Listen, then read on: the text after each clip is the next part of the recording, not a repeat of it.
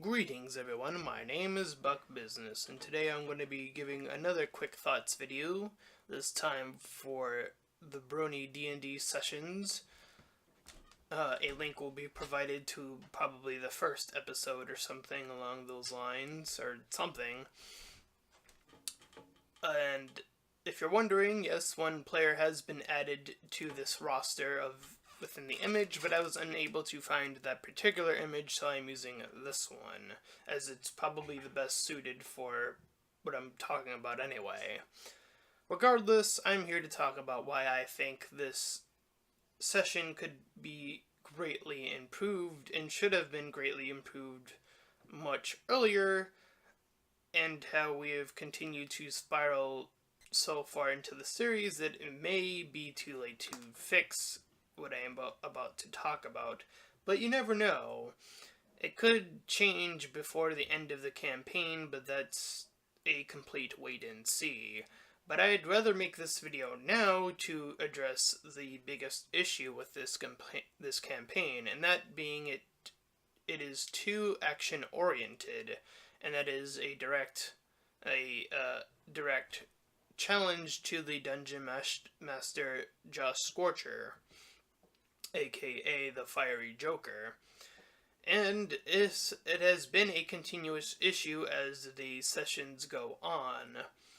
Again, it is just too action-oriented, and there has been plenty of times where this could have easily been fixed, and there have been times where it would seem like it was going in that direction, but it was either too short, or it just didn't last long enough. There wasn't enough what I would refer to as fluff or other material to pad out the story, characters, and so on and so forth.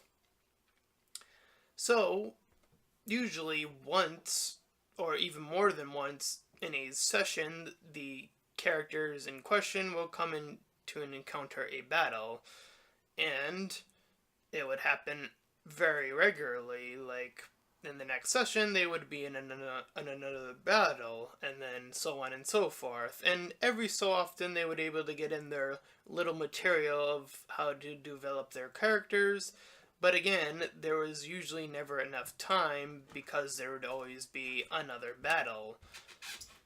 And again, it comes across as very poor timing, and it has come to a point in time where the characters are in a certain location, where it would seem like there would be even less time to pad out things such as that now, and even more time dedicated to action, which has actually happened already, as far as the episodes that are currently there have presented. So, what is this series missing? As I mentioned, fluff and just time to bring out the characters' stories and so on and so forth. And what do I mean by that? Well, one thing that this series could have had earlier on is something, for example, like a festival. There has never been a festival, or one that I can remember off the top of my head, where they have went to and it was not interrupted by another battle sequence. There has never been a time where the thing required is something outside a battle sequence, like, I don't know, a music competition that's solely just that and not anything else. Again, they've come close to that, but then it's within the same session, it's met up with a fighting sequence that takes place. And again, the majority of the sessions seem to, by bulk, are engulfed by fighting sessions. And again, that has led me to say that the characters have been very poorly defined, have been all kind of suctioned very close to being all the same character, with maybe one or two exceptions to the rule out of the, let's see how many characters on here right now. 1, 2, 3, 4, 5, 6, and including the 7th one that isn't. I'm not counting the dungeon master when I'm counting. By the way, that's 7 characters, and 2 of them seem to be the only part that seems to be based off of balance, and that's what the action, the overaction, has sort of led this team to kind of absorb, is a sort of similar mentality. And again, it only seems like only 2 characters.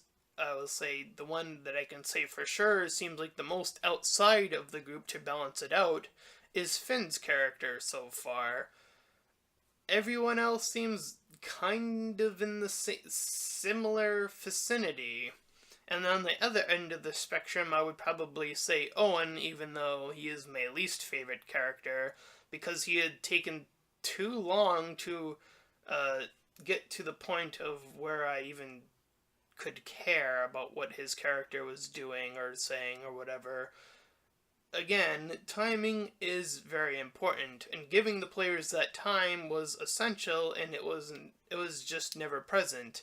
The rest of the characters, again, I'm gonna have to say they seem very on the same path. They seem very on this very linear, similar path with only very small deviancies among them, and that's not good.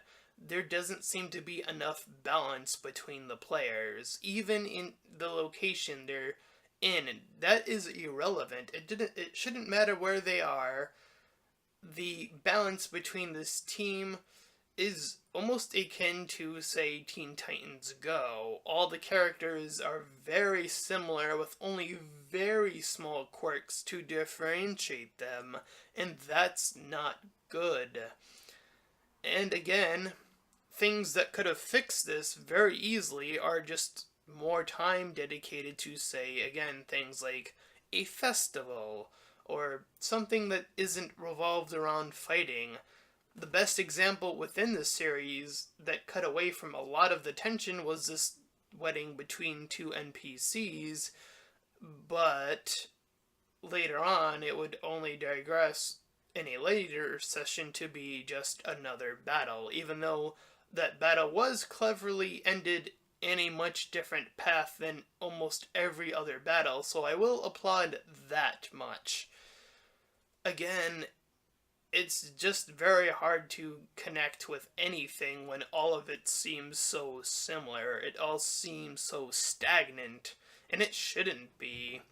If I may make a comparison to another series that I believe has done this correctly, is The Unexpectables. Very early on, The Unexpectables were a globbing mess of 4 individuals who from time to time got into absolute nonsense and hijinks that had nothing to do with battles. And when those battles came along, it made the fighting more intense. There was more weight to the battles. There was more weighing in on each of the characters, and the characters were well more defined than I could say any of these characters are, because they were given that time to really shape what their characters are. And again, that's thanks to things like festivals, little moments where there's just having fun.